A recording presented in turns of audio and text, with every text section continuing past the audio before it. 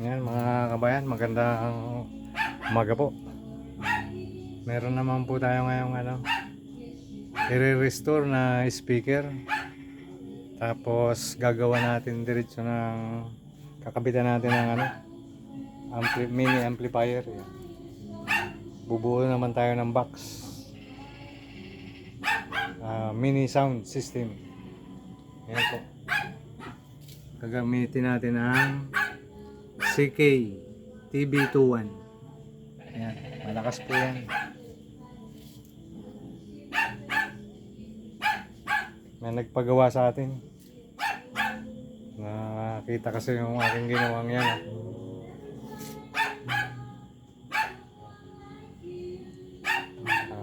2 days, yari yan.